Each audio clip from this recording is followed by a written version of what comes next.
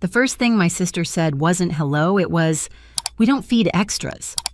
Then she slid a plain water glass toward my son while her girls waited for lobster platters.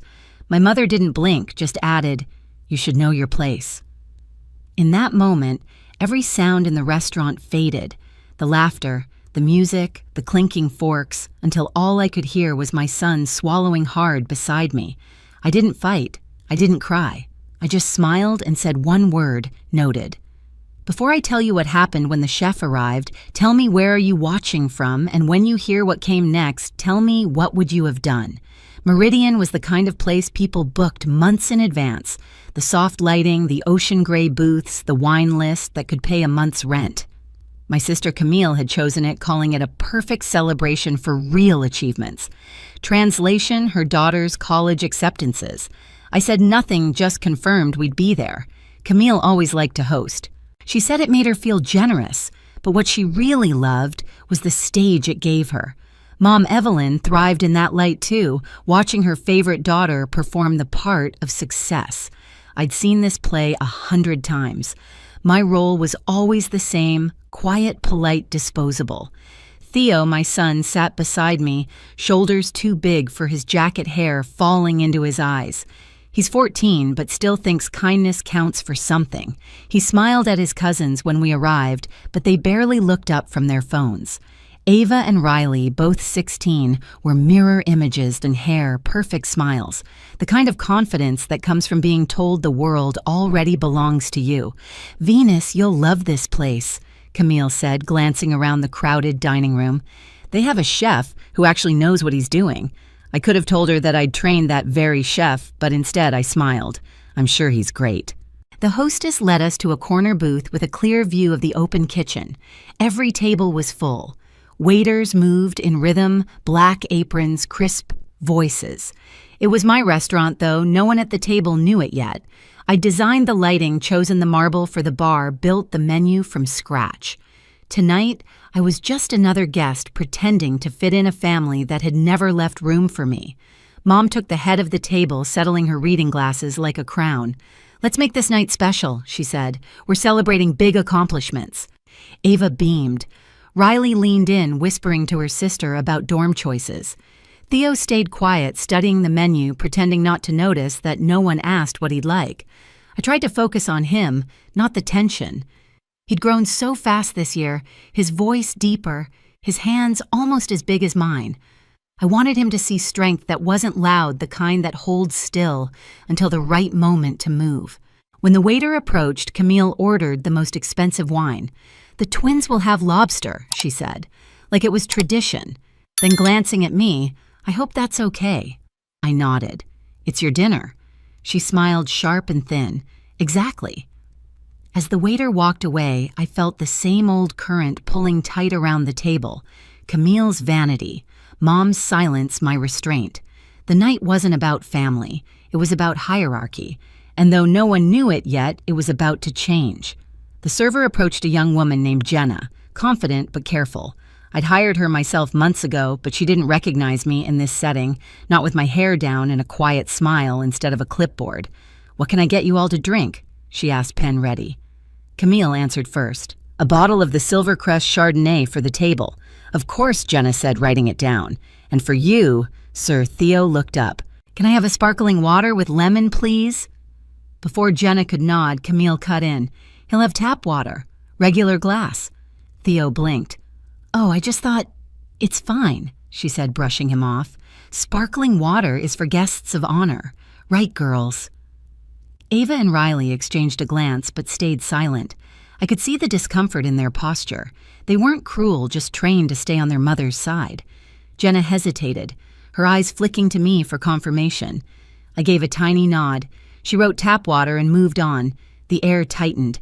My mother filled the silence. "It's nice we're all together, even if some of us don't get to do this very often."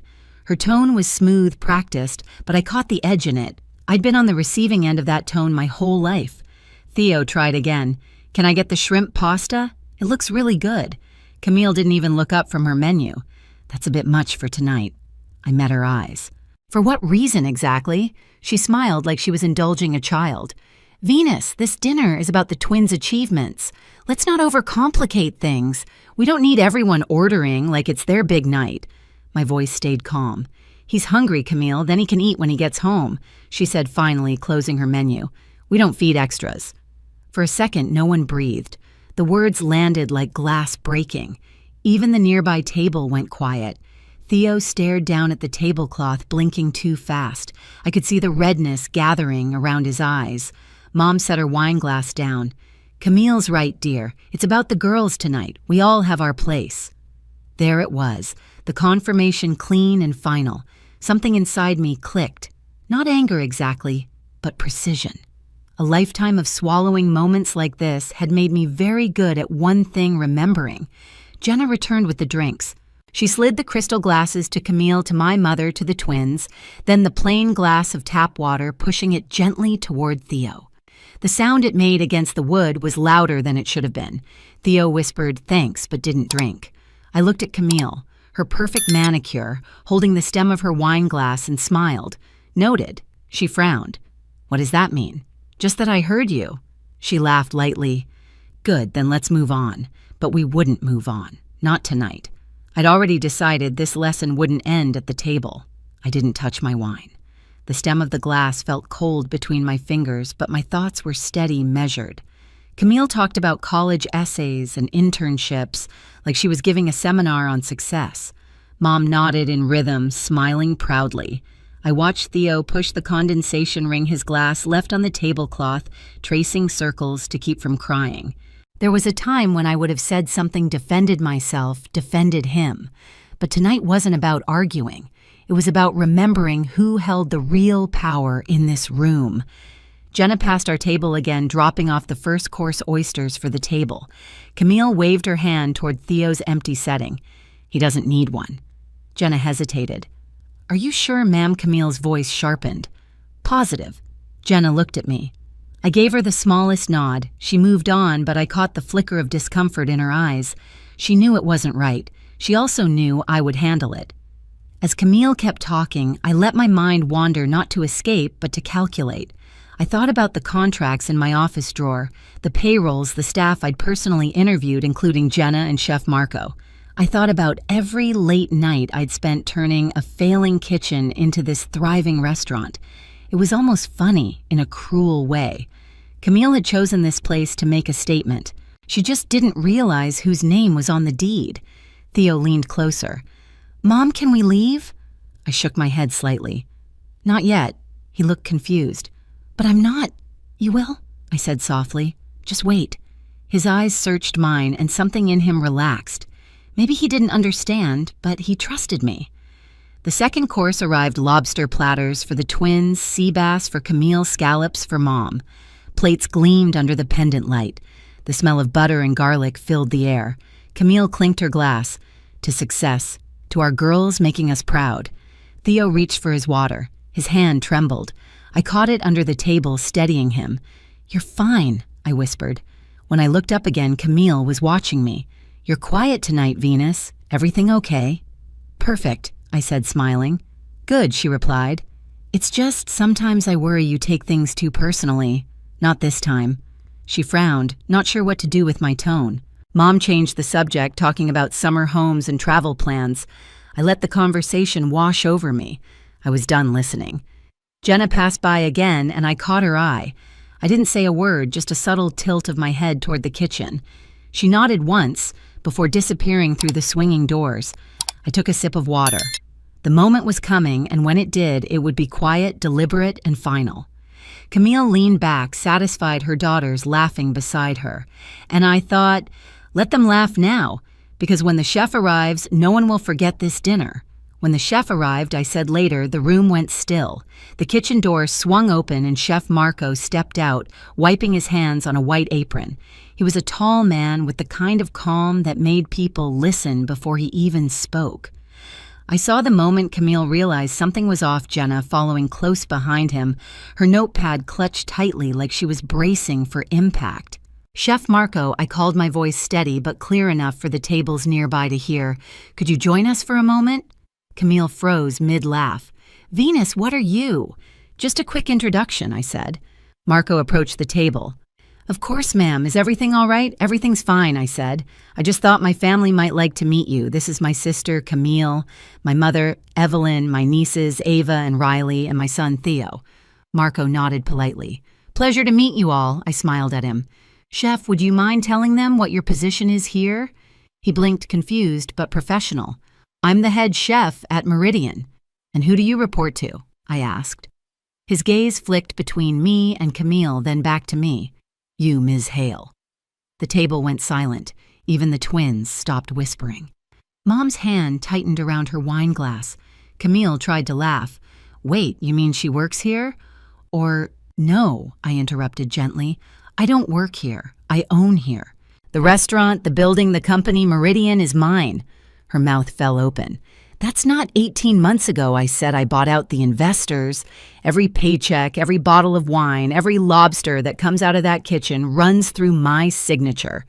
The sound around us dimmed again as if the restaurant itself leaned closer to listen. A nearby couple exchanged glances. Mom found her voice first. "Venus, dear, this isn't necessary, it is," I said, "because tonight you both decided to teach my son about knowing his place. So let's make sure we all understand exactly where we stand." Camille flushed red words, stumbling. "I didn't mean, you said we don't feed extras." I cut in, calm but sharp. "And then you told my employee not to serve my child. That wasn't a slip. That was you showing me who you are." Theo looked between us, eyes wide, unsure whether to feel vindicated or terrified. I placed my hand on his shoulder. "Don't worry," I said softly. "We're done being extras." I turned to Jenna. "Could you please bring my son a lobster platter, the one with truffle butter and the chef's off-menu special? Whatever you think he'll like best." Jenna nodded, her expression a mix of relief and pride. "Right away, Ms. Hale." "Thank you," I said, "and make sure to bring him the good glassware." Camille's voice cracked. "You're embarrassing us." I looked at her, still smiling. "Funny, that's exactly what you wanted to do to me, wasn't it?" Mom interjected, her tone pleading. "Venus, please, we're family." "Family," I said, finally letting a little steel into my voice. "Family doesn't sit by while their grandson gets treated like a stray dog. Family doesn't tell a child he's not worth dinner." The color drained from her face. I turned to Marco. "Chef, please ensure my son's meal is perfect. I'd like him to remember this dinner for the right reasons." Marco gave a small smile. "You have my word." As he disappeared into the kitchen, the nearby diners started murmuring. Some looked at me with sympathy, others with awe. Camille straightened, pretending not to hear them, but her neck flushed a deep red. Theo's food arrived not long after an elaborate spread that could have fed 2 people. The lobster steamed, the truffle scent filling the air. Marco himself set the plate down. "Enjoy, young man." Theo's voice trembled. "Thank you." Camille's twins looked down at their plates, silent now, their earlier confidence gone. I leaned forward slightly. "Eat, Theo." He hesitated, then took a bite. His shoulders loosened. "It's really good." "I know," I said. "It's yours." I raised my glass, not in a toast, but in a quiet declaration. "To knowing your worth." Camille whispered, "You planned this, didn't you?" I shook my head. "No, you did. You chose the restaurant. You chose the table. You chose the stage. All I did was turn on the lights." Mom put her head in her hands. "Please stop, Venus." "I will," I said. "After one more thing." I gestured toward Jenna. "Please bring the bill to my sister." Camille's eyes widened. "Excuse me?" "This was your dinner," I said evenly. "Your celebration. You ordered the $75 bottle of wine, the lobster for the girls. You wanted to be the host. Hosts pay." She reached for her purse, frantic. "Venus, come on." "Don't worry," I said softly. "You can afford it. After all, you said success should be celebrated properly." Theo kept eating, quiet but peaceful now. His eyes lifted to me, searching for permission to smile. I gave it to him. Camille finally found her voice. "This isn't fair." I tilted my head. "Fair? You want to talk about fair?" She said nothing. "Here's fair," I continued. "You teach your daughters that they're the main characters. You teach them to treat others like props. And tonight, they watched you learn what happens when the story changes direction." Silence. Even the music in the background seemed to slow. Theo took another bite of lobster, then looked at his aunt. It's really good, he said quietly. Camille's lip trembled. I'm sorry, she whispered. Not to me, I said. To him. She turned to Theo, voice breaking. I'm sorry, sweetheart. He didn't answer, just nodded once. Mom spoke next, defeated. We should go. Yes, I agreed. You should. They stood awkwardly, gathering their purses, their untouched plates still steaming. People watched them walk out, whispers following like shadows. When the door closed behind them, the room exhaled. Theo looked up at me. Are they going to hate you now? Maybe for a while, I said. But that's all right. I didn't do it for them. He nodded slowly, then smiled, a small, careful thing that grew stronger with every second. Good, I said softly. Now eat. He did, and I leaned back, letting the satisfaction settle. Justice didn't always need noise. Sometimes it just needed clarity and a perfectly cooked lobster platter. The private dining room in the back felt quieter, almost gentle. The noise of the restaurant was just a hum beyond the glass wall. Theo sat across from me, his plate half empty, the nervousness finally gone from his face. Mom, he said, why did Aunt Camille call me an extra? Because some people think worth is something they get to decide, I answered. They're wrong. He nodded, studying the gold rim of his plate. You didn't yell. No, I said. People like them expect you to lose control. The best revenge is reminding them you don't have to. He smiled. Then I'm proud of you. I reached across the table, brushing a crumb from his sleeve. Be proud of yourself too, Theo. You didn't break. You stayed kind. That's what makes you the main character. We left Meridian just before closing. The city lights blurred against the windshield, the kind of glow that makes everything feel new again. Theo leaned back in his seat, full and quiet, staring out the window, like he finally understood something he'd never been told before. Some people spend their lives learning their place. Others build it. I built mine, one insult, one long night, one plate at a time, until no one could slide water across my table again. If you've ever been made to feel small, tell me where you're watching from. You're not alone.